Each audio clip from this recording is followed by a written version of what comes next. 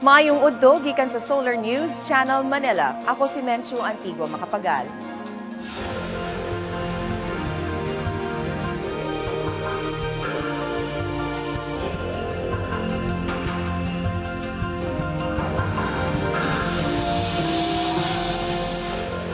Ani ang mga balita alang sa Kabisayan ug Mindanao. Musagop og lungsod nga apektado sa bagyo ang Cebu City Government aron mas mapadali ang pagbarug og balik sa mga biktima sa bagyong Yolanda. Gihulagwain komplikado ang proseso sa pagdawat ug paghatod og mga hinabang agi sa main hub sa Mactan Air Base. Human sa 4 ka tuig, daw wala pa makabot sa mga biktima ang hustisya human ang Maguindanao Massacre. Ug andam na ang Commission on Elections sa Zamboanga City alang sa ilang special barangay elections karong Lunes.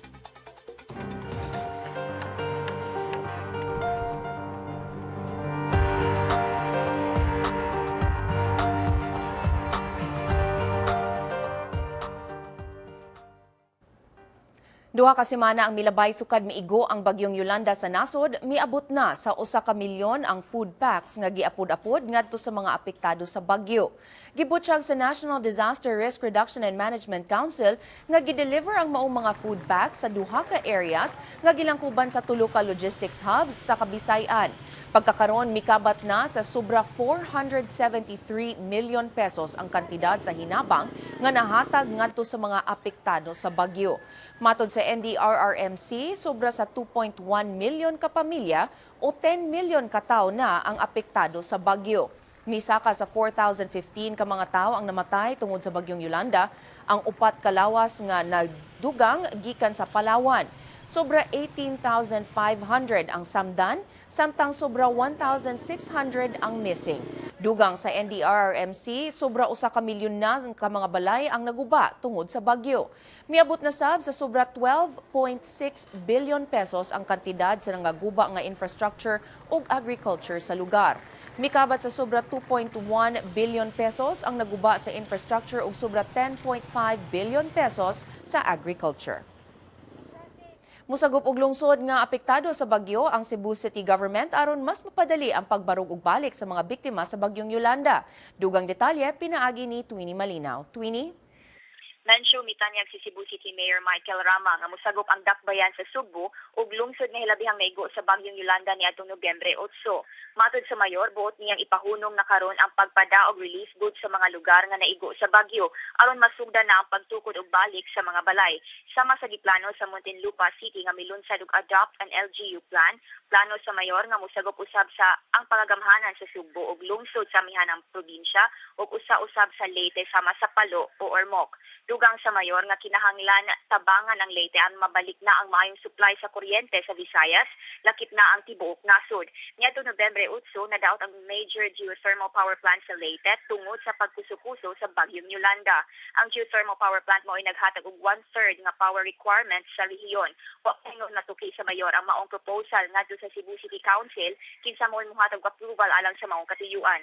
Matod sa mayor ay laki ni hisgutan inig-abot niya gikan sa Macau, diin mo tan-aw siya sa boxing bout nila ni Pacquiao ug Rios karong Domingo. Giawhag usab ni Rama ang revenue generating barangay sa dakbayan nga musagop usab og barangay nga naapektuhan sa bagyo. Menchu ipahunong usab sa Cebu Provincial Government ang paghatag og relief goods sa amihanang Subo. Gibutyag ni Vice Governor Agnes Magpale nga sugdan na nila ang pagpanghatag og housing materials sa mga apektadong pamilya karong adlaw. Menchu.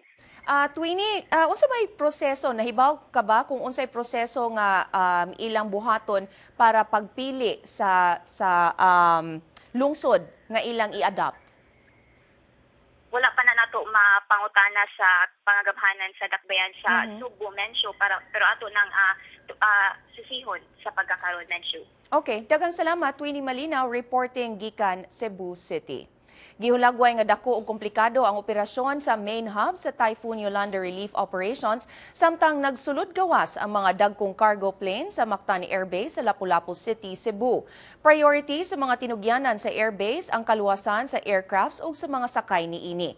Si Jun Tariman adunay pagsusi giun sa pagdawat ug paghatod sa mga donasyon agi sa main hub.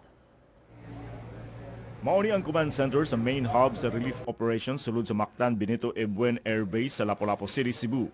Dinhi nga lawak magtagbo og magtigom sa makadaghang higayon matag adlaw ang mga officials o representatives gikan sa nakanilaing nasod alang sa coordination og processing sa mga aeroplano nga mga but og mugikan sa air base.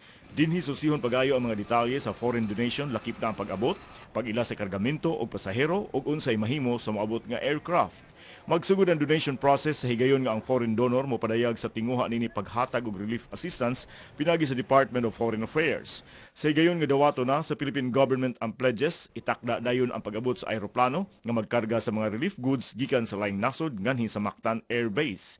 Sa samang higayon, gilihok na sa liaison officer sa foreign donor ang processing ug ang pag-release sa kargamento pinagi sa gitukod nga one-stop shop sulod sa air base. Mopahibalo ang Department of Social Welfare and Development ngadto sa Bureau of Customs kalabot sa umaabot nga shipment. Sunod lang sa usa ka adlaw i-release sa BOC ang shipment human mahikay ang tanang papeles, lakip na ang donation undertaking nga mag-waive sa bayranang customs duties and taxes alang sa imported relief goods. And in the matter of fees and duties and taxes, these are all waived. So in the matter maybe half or one day, the goods are released to the proper recipients. Sa higayon nga moabot ang cargo plane nga magkarga sa foreign donation diha sa main hub, mga representative sa donor country motugya niini ngadto sa DSWD alang sa pag-apod-apod. Systematic ang cargo handling sa main hub aron kalikayan ang paghuot sa parking ramp. Ang mga C-130 cargo planes maulay kargahan sa mga relief items padulong sa mga airport sa Tacloban ug Ormoc sa Leyte, sa airstrip sa Giwan sa Samar ug sa Panay Island. Dako kayo og natabang ang mga C-130s gikan sa ubang nasod sanglit ang Pilipinas, adunay duha ka C-130s nga naglupad karon alang sa pagdala sa mga relief goods ngadto sa mga dapit nga naapektuhan sa bagyo. Kapin sa 20 ka C-130 flights ang gitakda matag adlaw, hinungdan nga medyo huot ang air traffic sa Mactan Airport ug kanuning puno ang parking bay sa Mactan Air Base matag adlaw. And of course, coming in and out, you have to consider the parking area, the parking ramp, aircraft security, and of course, managing inbound and outbound of aircraft is at stake. So, safety is maximum safety is being done. Ang mga C-130s adunay lain-laing flight plans nga gikinahanglan pang apurbahan alang sa air traffic control sanglit duna say mga flights gikan sa Manila padulong sa Tacloban. Gawas niini gikinahanglan sab nga masuta ang mga outgoing flights gikan sa Tacloban ug ang limitasyon sa Tacloban Airport nga giguba sa bagyo.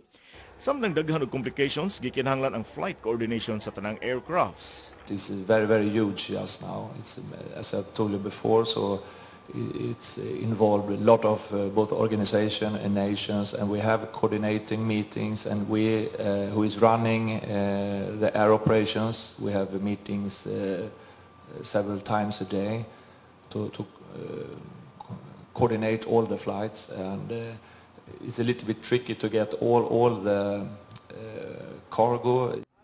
Gawa sa mga relief goods, mipasakay sab ang mga C-130s ug dili na menos sa 3,000 ka pasahero gikan sa Tacloban padulong sa Sugbo.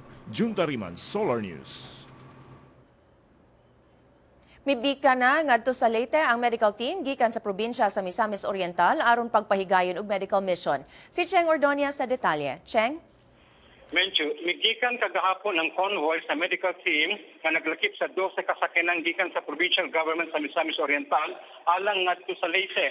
Tuyo sa team ang pagpahigayon og medical mission sa mga dapit sa Kabisayan nga naigo sa bagyong Yolanda. Nangulo sa medical team si Dr. Bebina Casino sa Early Childhood Development Office ug si Miss Emily Andea sa Provincial Social Welfare and Development Office. Gilangkuban ng team sa mga volunteers gikan sa 7 ka ospital sa probinsya.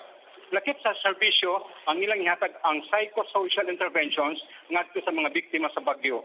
Dimando ni Governor Yekjani Vincente Emano uban ang pagtugot sa Sangguniang Panlalawigan ang pagpagawas og pondo 3.5 million pesos alang sa pagpalit og medicine, provision sa medical team ug travel expenses.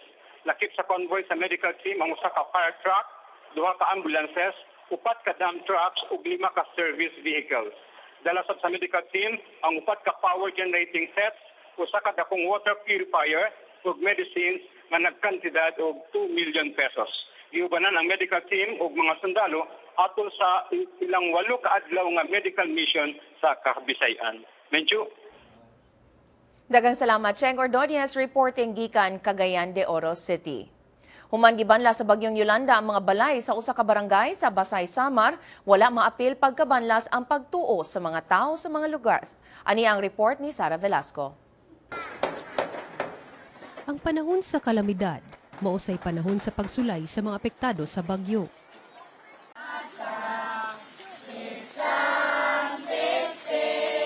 Sa pag-igo sa bagyong Yolanda sa Kabisayan, usa say labihang nadaot nga lugar, mao ang Basay sa Samar.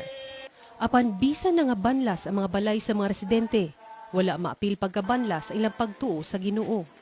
Gani sukad na hitabo ang bagyo, mipahigayon og prosesyon ang mga residente, dala ang imahen sa mga santo ug mga kandila.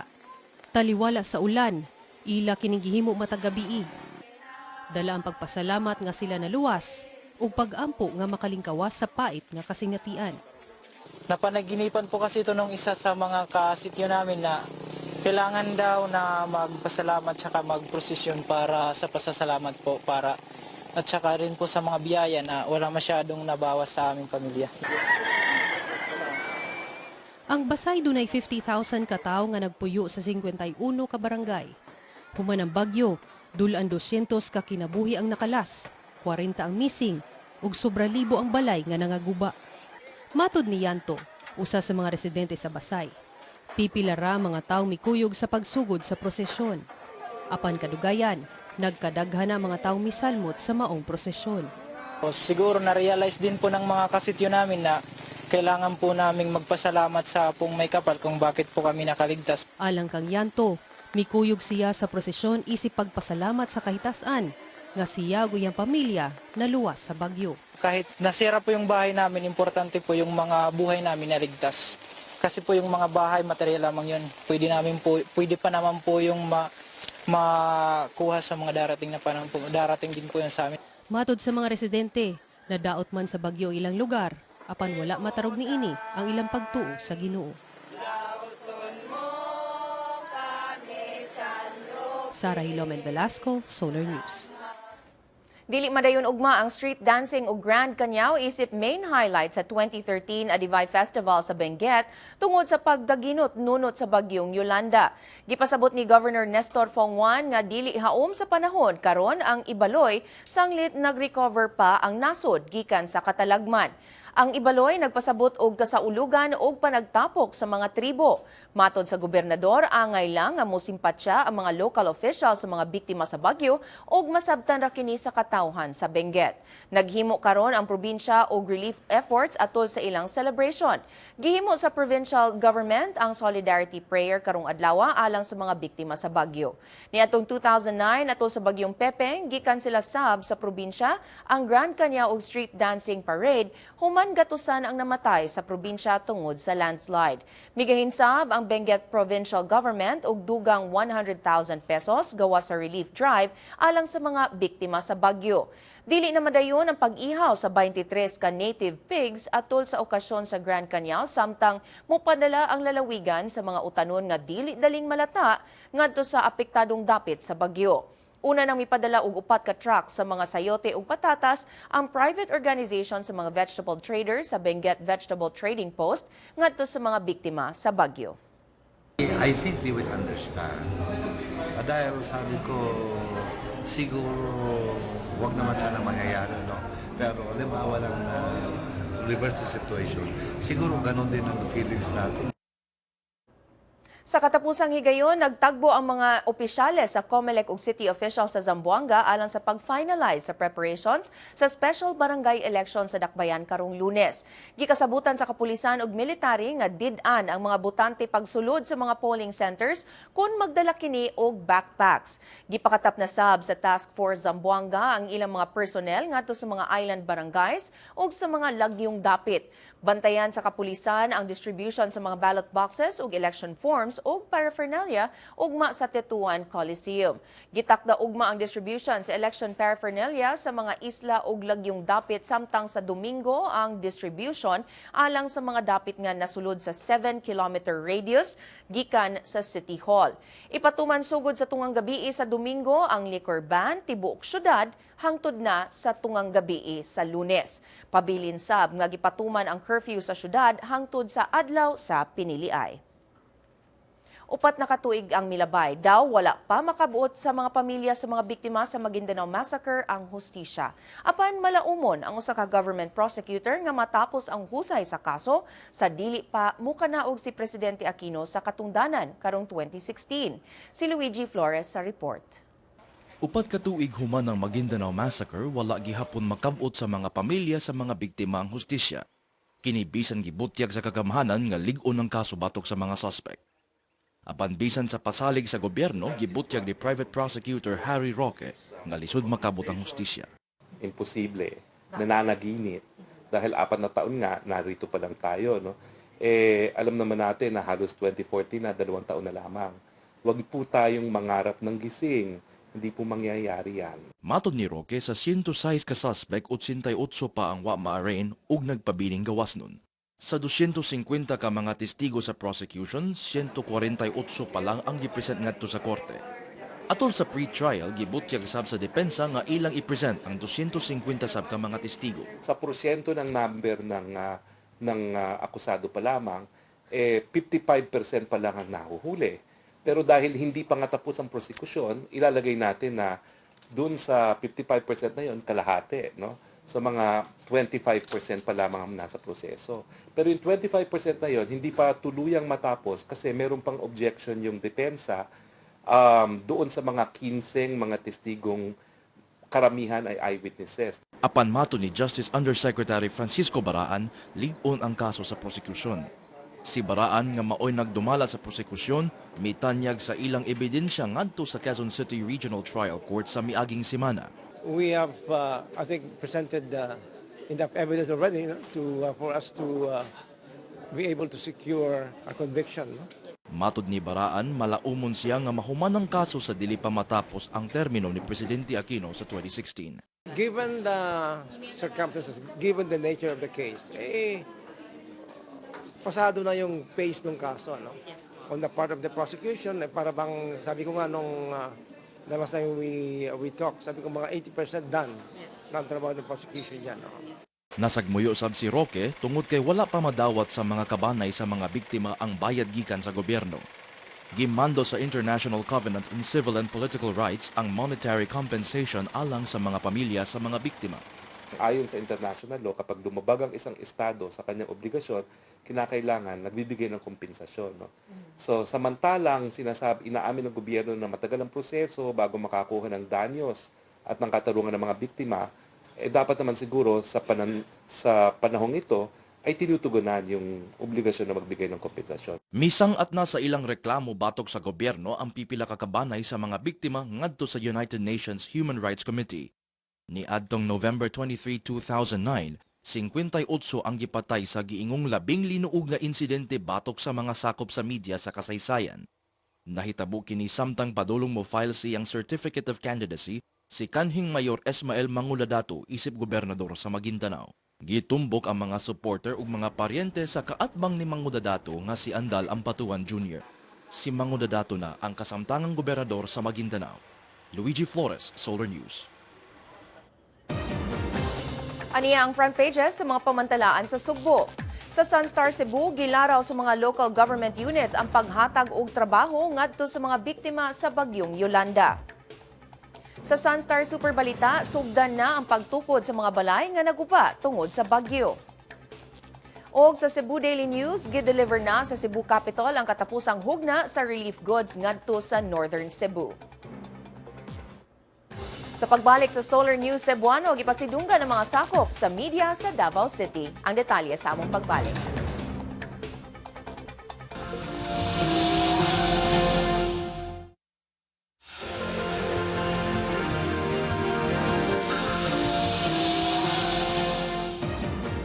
At Atong sayro ng front pages sa mga pamantalaan sa Mindanao. Sa Sunstar Davao, buot nganla ni Davao City Vice Mayor Paulo Duterte ang mga giingong masalaypong sakop sa City Treasurer's Office. Sa Bandera Mindanao, may pasalig si Maguindanao Governor Esmael Magudadato nga hatagan og hustisya ang mga biktima sa Maguindanao Massacre. Sa Mindanao Daily, Northern Mindanao, nakatigom og 2 milyones pesos ang Philippine Red Cross Misamis Oriental Chapter alang sa mga biktima sa bagyo. Sa Mindanao Daily, Western Mindanao, gisunog sa mga giingong sakop sa NPA ang construction equipment sa Sindangan, Zamboanga del Norte. Sa Mindanao Daily, Caraga, i-cancel sa Agusan del Sur Capitol ang ilang Christmas party aron i-donate ang budget ni ini ngadto sa mga biktima sa bagyo. Og sa Mindanao Daily Davao, giawhag ang mga LGU sa Davao Region nga mogamit og hiniusang lakang alang sa ilang development plans. Gikahinangop sa mga opisyales sa Davao Region ang desisyon sa Supreme Court pagdeklara sa Priority Development Assistance Fund kung PDAF nga nakalapas sa Batakang Balaod. Si Ben Teshorna sa detalye. Ben? Mencho, gihulagway ni Compostela Valley Representative Maria Carmen Zamora ang November 19, 2013 nga usa sa turning point sa kasaysayan sa nasod ug dili na kini makalimtan. Sa maong adlaw na hukman sa Supreme Court sa nasod pinaagi sa 14-0 vote nga unconstitutional ang Priority Development Assistance Fund kung pork barrel system. Matod ni Zamora, panahon nga lawmakers mo sentro sa ilang atensyon sa paghimo og balaod, inahimuhimo og mga proyekto sa ilang tagsa-tagsa ka distrito. Giawhag ni Kongresista Zamora ang pagsabot sa iyang mga constituents kung dili man siya direkta makahatag og tabang sa problema nga gikinahanglan ng funding. Gikahinangop sab ni Davao City Mayor Rodrigo Duterte ang hukom sa Supreme Court. Matod ni Duterte, daanan niyang gipaabot ang maong hukom sa korte nga iyang gihulagway nga makaayo sa nasod. Apan matod sa mayor, dili na unya madanihon alang sa mga politiko ang posisyon sa pagkakongresista. Samtang si Vice Mayor Paulo Duterte miawhag sa national government nga nganlan ang tanang mga opisyales nga nalambigit sa 10 billion PDAF scam. Menchu? Daghang salamat, Ben Teshorna, reporting gikan Davao City. Kipasidunggan sa Globe Telecom sa mga tigbalita sa Davao Region atol sa ilang Second Media Excellence Awards kagabi. Miabot sa 140 ang entries nga nadawat sa screening committee, samtang 41 nominees lang ang napili alang sa Shamka Award categories. Ang Reporter of the Year for Print nakuha ni Henry Lito Tasio sa Sunstar Davao. Ang Feature Story of the Year Award nakuha ni Stella Estremera sa Sunstar Davao. Ang Columnist of the Year Award gihatag kang Renato Bartolo sa Mindanao Times. Ang Photojournalist of the Year mao si Robert Vincent Bing Gonzalez sa Mindanao Times. Ang Reporter of the Year for Television mao si Vinafel Araneta. Samtang nakuha ni John Paul Seniel ang Feature Story of the Year for Broadcast. Si Allen Doidora mauray finalist alang sa Reporter of the Year for Radio.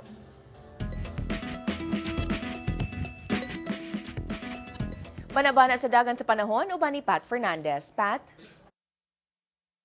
Hi, Medshu. Matod sa pag-asa, dunay low pressure area 240 kilometers kasadpan sa Zamboanga City. Tungod ni ini dunay hiningadto sa kasarangan nga pag-ulan sa Southern Palawan o bibila ka bahin sa Mindanao. Apan sigon sa pag-asa dili mamahimong bagyo ang maong LPA o mugawas ra kini sa teritoryo sa Pilipinas karong adlaw. Nakaapekto sab ang tail end of a cold front sa Northern Luzon. Samtang ulanon ang Bicol region o ang silangang bahin sa Nasod. Sa Luzon ulanon ang Kalapan ug Tugigaraw, samtang dunay thunderstorm sa Puerto Princesa, Lawag, Tagaytay, Legazpi ug sa Metro Manila.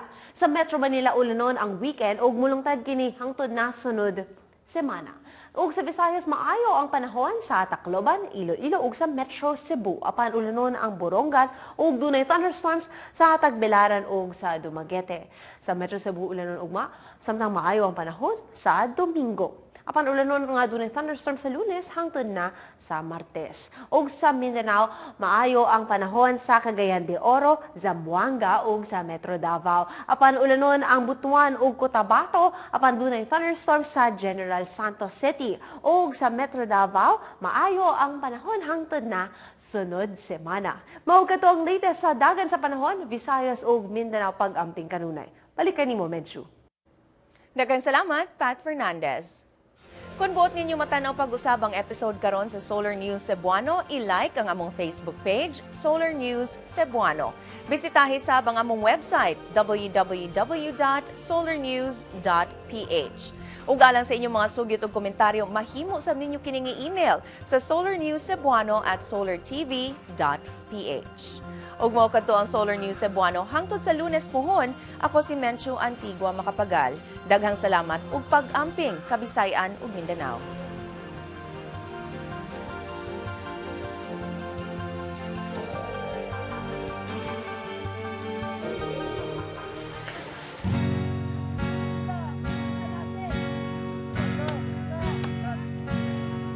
Mga luha sa yutang samaran,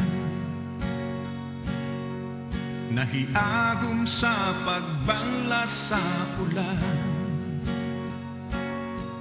ug sa hampak sa hangin nga bangis. Mga minahal ko, hain na kamo,